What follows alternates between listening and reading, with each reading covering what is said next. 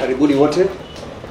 My client, as you all know, has until very recently was the First Lady of Machakos County, which I would like to distinguish between being the wife of the governor, simply the First Lady playing the role as a First Lady. She might explain herself.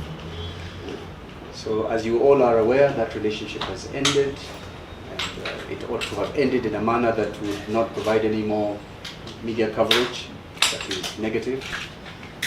Unfortunately, the relationship has continued in a manner that attracts not only your attention, should attract your attention, but raises all our concerns as persons who are concerned about the civil liberties of any person who walks out of a relationship. So Lilian has had a very trying time since she walked out of that relationship. She is distressed. She has done whatever she has tried to do to stop it. She's been to court. That has not stopped Dr. Alfred Mutua. She has gone to the police. That has not stopped Governor Mutua. She is now speaking out because she cannot hold back anymore. I ended my relationship with Alfred Mutua in early June this year. On repeated occasions, I've seen Alfred say that we are still friends, and our separation has been amicable. These are Mr. Mutua's usual theatrics and lies, as Alfred and I have not spoken since August 2021. On September 8, 2021, Mr. Mutua, accompanied by his police bodyguard, Martin Zingi, arrived at my apartment and took away a car that was fully registered in my name with a spare key that he had illegally obtained. Mr. Mutua fraudulently transferred the ownership of the car in the logbook into his name and thereafter sold the vehicle to a third party. I filed a case which is pending in court, so I'll not comment further on this. I wish to rather state that the purchaser should be on notice that I maintain ownership to the vehicle. I call for criminal investigation into this serious criminal offense by Alfred Mutua. Along the same fraudulent conduct, Mr. Mutua recently and illegally transferred my shares in the Dash Enterprises, the hotel company, to his sister Anne Bandi Mutua. Again, a clear act of fraud. At no point did I execute a transfer of my shares or otherwise transfer my 1,800 shares, that is 45% shareholding the company, to him, let alone his sister. My advocates have managed to trace the transaction documents from the company registry. Here are the documents. They are on the back. They are on the back of the presser.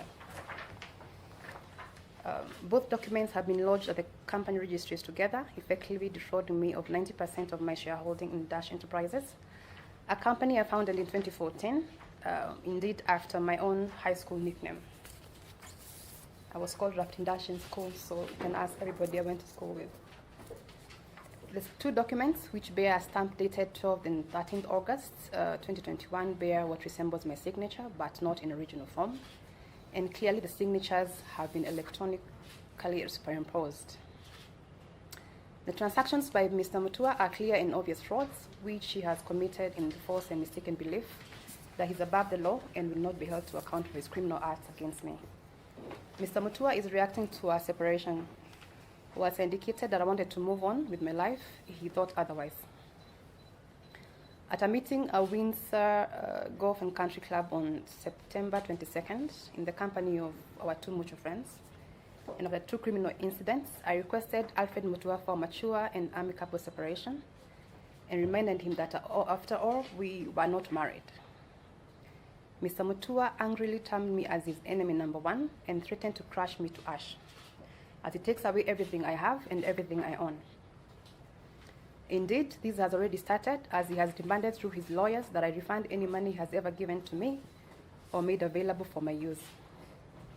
He also threatened to harm people close to me, and he demanded I apologize and retract the two statements I've made on social media regarding our breakup, which I obviously declined. He stated that he had offers from people to kill persons close to me, and threatened that he will actually take up the offer to teach some people a lesson. He arrogantly said that he is a very important person in this country, very powerful, and he will and can get away with anything and everything he has planned to do to me and those close to me. He added that his social media machinery is ready and waiting to finish me. I put that in bold, finish me and my friends completely.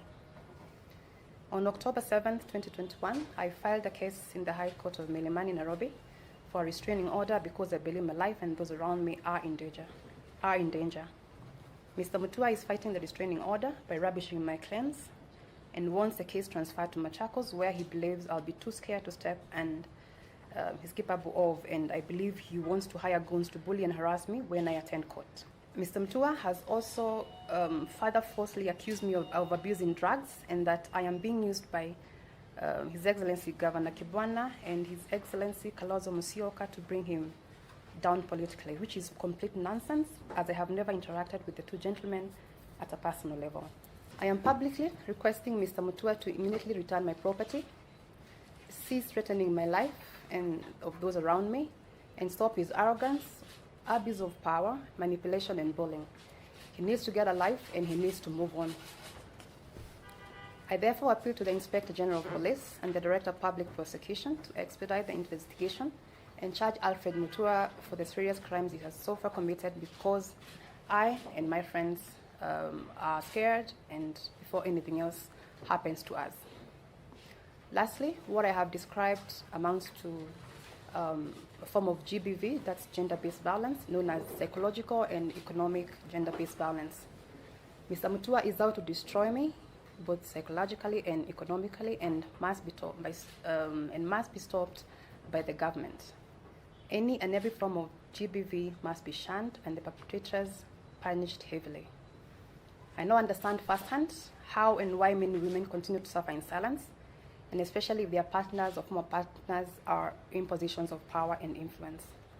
I urge all women to speak up against any form of violence by partners who feel entitled and partners who simply cannot take no for an answer. Thank you.